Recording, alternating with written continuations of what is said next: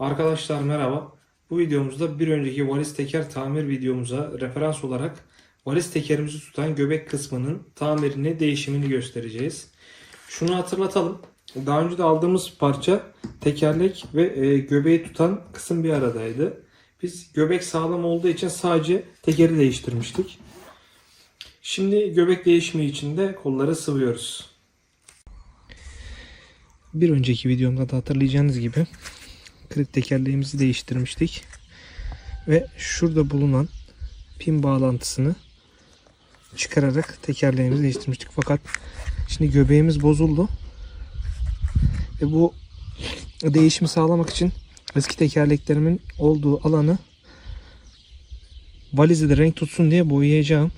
Eski krit tekerlekte de şu an mevcut alan boyanmasın diye kapatma olarak böyle kullanacağım. Hemen kısaca bir boyayalım. Ondan sonra da montajda daha hızlı göreceğiz.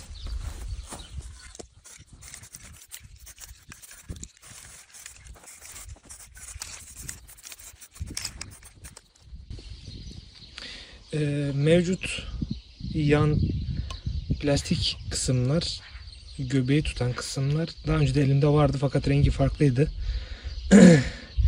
Bu farklı alanları en azından valizimizde rengi tutsun diye siyah boyadık. Kuruduktan sonra da üzerinde montajımızı göstereceğiz. Şimdi valiz içi tamirimize geçelim.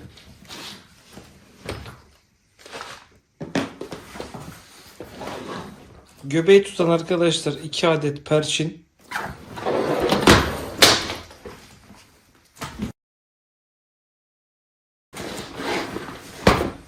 gördüğünüz üzere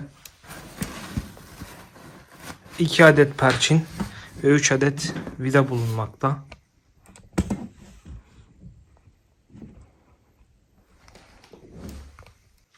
Öncelikle perçinleri arkadaşlar vidaları sökmeden perçinleri metal matkap ucu ile çürütüp çıkaracağız. Sonrasında da vidalarımızı söküp göbeği yerinden alacağız. Yeni göbeğin yerine perçin makinamız olmadığı için de vida somun yapıp sabitleyeceğiz arkadaşlar. Şimdi başlayalım.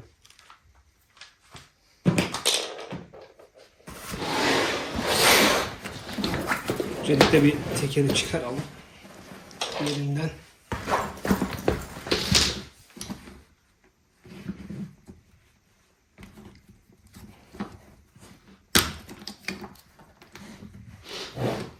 Tekerleğin kapağını çıkardık.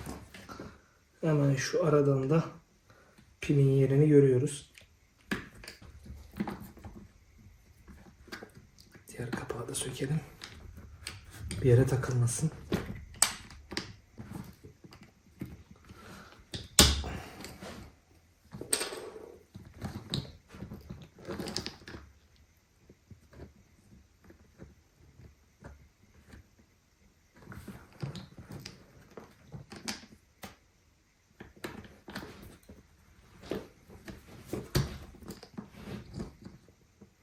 Evet, pim çıktı. Pim çıktı arkadaşlar. Tekerleğimizi de çıkardık. Bakın göbek artık bize de dayanamadığından kendini salmış.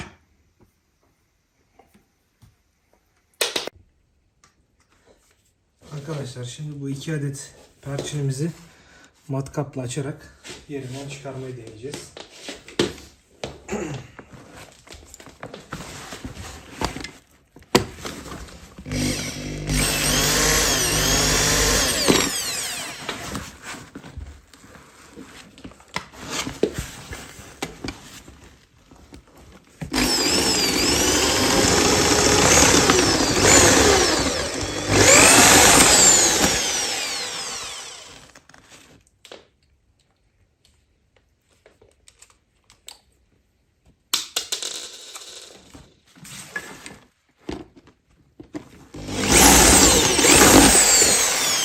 Gördüğünüz gibi uçları deldik ve çıkardık.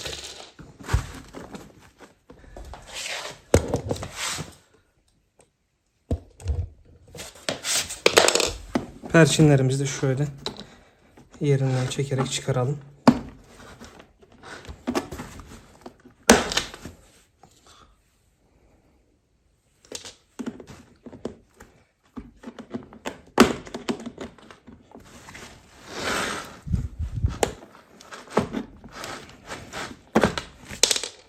Perçinlerimizi de çıkardık arkadaşlar. Şimdi hemen içerideki fidanları da sökelim.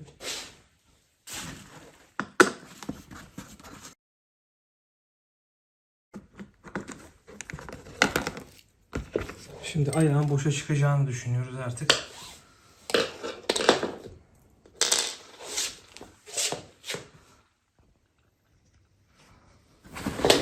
Evet. Ayak gördüğünüz gibi arkadaşlar boşa çıktı. Göbek de kırılmış. Şu şekilde yerinden kırılmış ve çıkmış.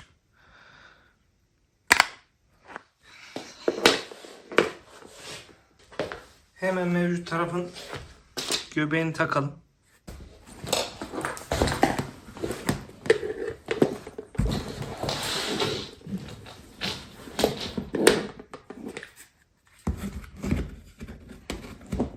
Evet.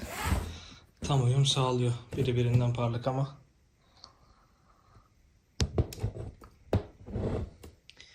İşlevselliğini koruyacak.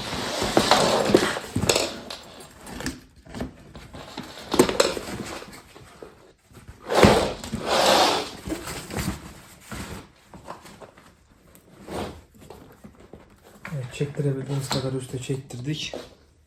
Önce vidalarını şuradan çektirebildiğimiz kadar çektirdik. Şimdi vidalarımızı atalım.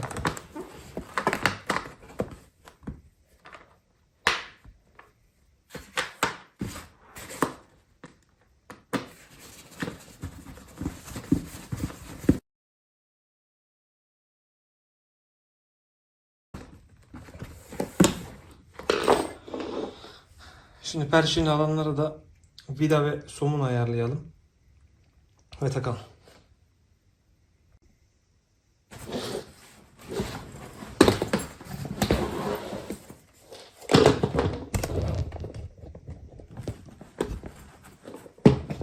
Hafif delikleri genişletiyorum arkadaşlar. Vida daha rahat geçsin diye.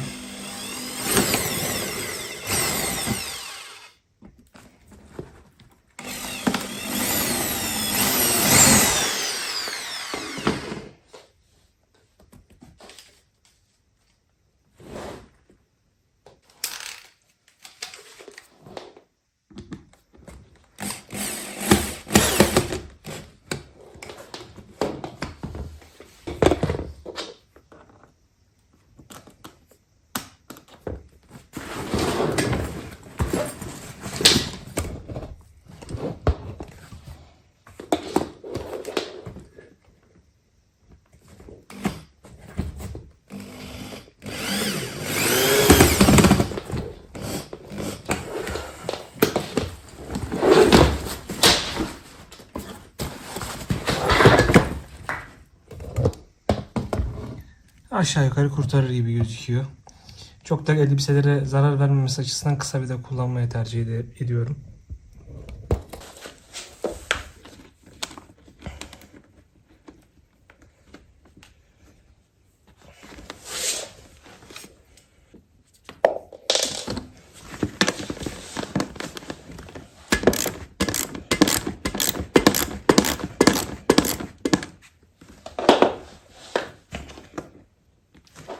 Bayağı bir sıktık.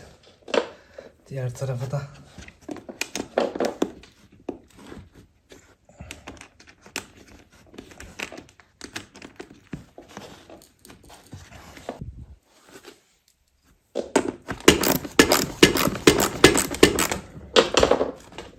Evet, oldukça sağlam oldu arkadaşlar. Hemen şöyle size de yakın çekim gösterelim.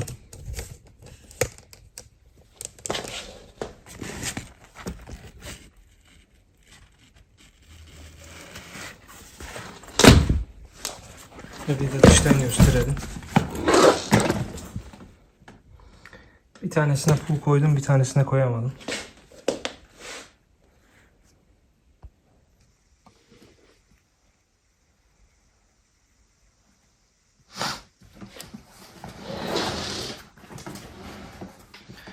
Göbeğimiz artık gördüğünüz gibi sağlam.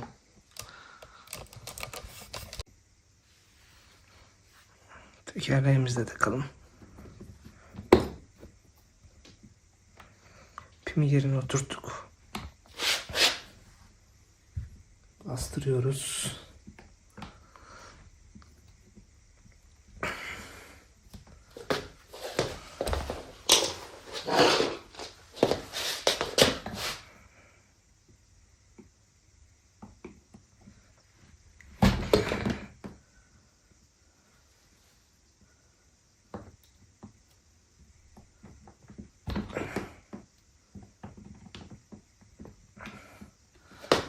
Evet.